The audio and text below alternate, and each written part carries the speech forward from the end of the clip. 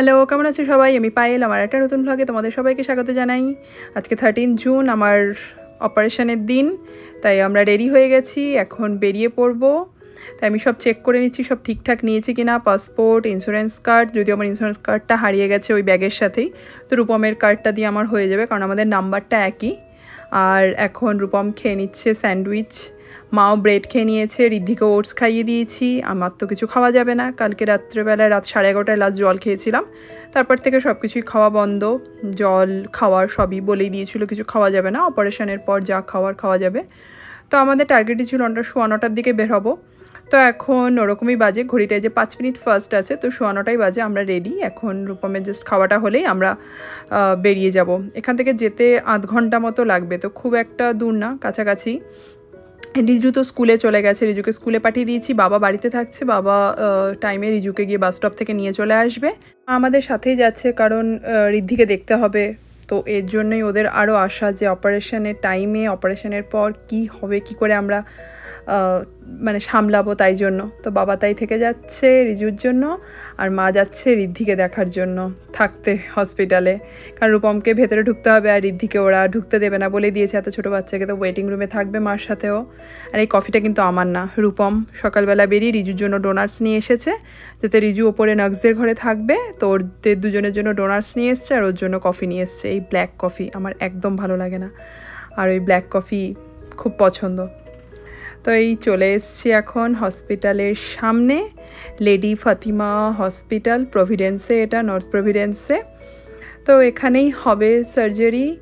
তো আমার না সেরকম একটা ভয় লাগছে না এখন, মানে অলরেডি আমার একবার ব্যাঙ্গালোরে থাকতে তখন আমার সিস্ট অপারেশন হয়েছিল, তো সেম ওরকমই ল্যাপ্রোস্কোপি হবে, তারপরে দুবার এই ডেলিভারি হলো, তো এখন আর সেভাবে কোনো ভয় লাগার ব্যাপার নেই। হ্যাঁ, পেইন তো একটু হবেই, ল্যাপ্রোস্কোপি হলো, স্টিচ পড়বে, তো পেইন হবেই, বাট সেরকমভাবে ভয় এখনও অবধি লাগছে না, কিছু ফিল হচ্ছে না সেরকমভাবে। যত তাড়াতাড়ি হয়ে যায় তত তাড়াতাড়ি আমার মনে হচ্ছে রিলিফ যে হয়ে গেলেই ভালো, এবার আমি খাওয়া দাওয়া স্টার্ট করতে পারবো আবার নর্মালভাবে, মানে কিছুদিন অবশ্যই রেস্ট নিয়ে কন্ট্রোল করে তারপরেই স্টার্ট করতে হবে, সাথে সাথে তো অবশ্যই শুরু করা যাবে না, কিছুদিন তো ঠিকঠাক মতো মেনে চলতে হবে নিয়মকানুন। আর ঋদ্ধি যে ঘুমায়নি, সুন্দর বসে এসছে, জুতো টুতো সব খুলে দিয়েছে। কিটোটা যেটা এবার ইন্ডিয়ার থেকে নিয়ে এসছে ওর জন্য মা, কিটোটার পায়ের থেকে একটু বড় হচ্ছে, তাই সুন্দর জুতোটাও খুলে দিচ্ছে পায়ের থেকে।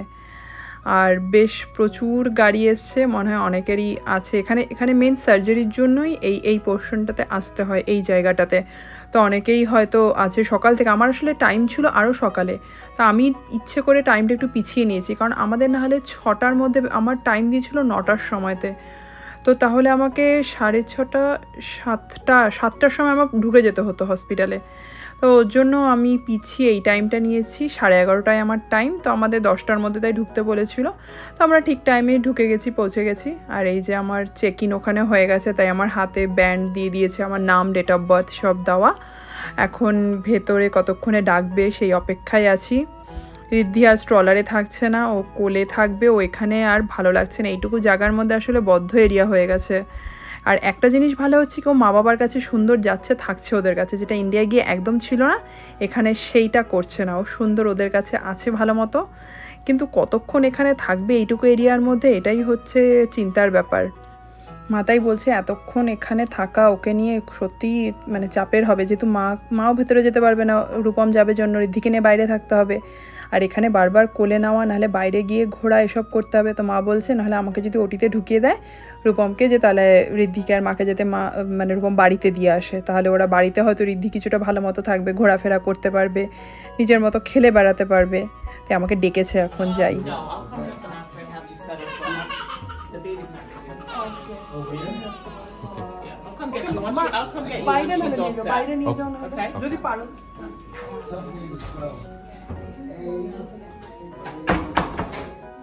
এদিকে এই যে রেডি হয়ে গেছি ওটিতে যাওয়ার জন্য, রূপমও এসছে ভেতরে, মা ঋদ্ধিকে নিয়ে বাইরেই আছে, বাইরে গেছে আর কি, যেটা বললাম বের হওয়ার সময়, তো মা নাকি ওকে নিয়ে বাইরে গেছে, তাহলে একটু চুপচাপ আছে। আর আমি রূপমকে এটাই বলছি যে হাতের মধ্যে ওই স্যালাইনের চ্যানেলটা করার সময় নার্ভটার জন্য ওই লিকুইডটা লাগিয়ে 2-3বার ট্যাপ করলো, নার্ভটা পুরো সুন্দর ফুলে উঠে গেল, তারপরে ইজিলিও ভেতরে ঢুকিয়ে দিল সিরিঞ্জটাকে, তো খুব ইজি মনে হলো ব্যাপারটা, এত সুন্দর ট্যাপ করে পুরো ফুলে উঠলো। আর এখানে হার্টবিটের জন্য হাতের আঙ্গুলে লাগানো আছে কিছু, আর এরা আবার সক্স দিয়েছে পরার জন্য। পায়ের মধ্যেও একটা মানে ব্যান্ডেজ ঠিক বলবো না, একটা কভার মতো একটা পরতে বললো যাতে ক্লট না বাঁধে, তার জন্য কীরকম ওটা ওটা ওটা পরে আছি দুটো পায়ে।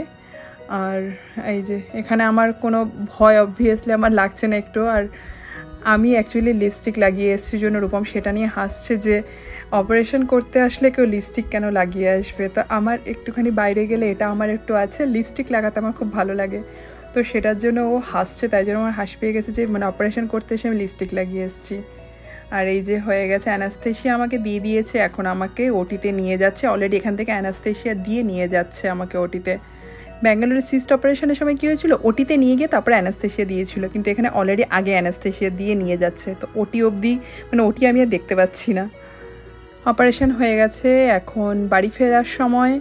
অপারেশনের পর আমাকে 2 ঘন্টা মতো এখানে আলাদা একটা বেডে রেখেছে, তারপরেই ওরা ছেড়ে দিল, কারণ এখানে রাখার ব্যাপার নেই। গলব্লাডার স্টোন অপারেশনের পর নাইট স্টে এখানে মানে নাইটের জন্য রাখে না, এখানে ওই দিনই রিলিজ করে দেয়। তো ল্যাপ্রোস্কোপি হয়েছে আর জেনারেল অ্যানাস্থেশিয়াই করেছিল। তো সেন্স আসার পর 2 ঘন্টা মতো আমাকে আরও রাখলো, রেখে এখন বললো ইউ আর ওকে, তো তুমি এখন যেতে পারো বাড়িতে। আর তাই জন্য বাড়িতে গেলেও ভালো, নিজের বিছানায় ঘুমানো, বাড়িতে মা বাবা সবার সাথে থাকবো, তাতেও তাড়াতাড়ি মনে হয় আরও সুস্থ হয়ে উঠবো। আর ভিডিওটাও এখানে শেষ করছি। তোমরা সবাই ভালো থেকো, সুস্থ থেকো, সাবধানে থেকো।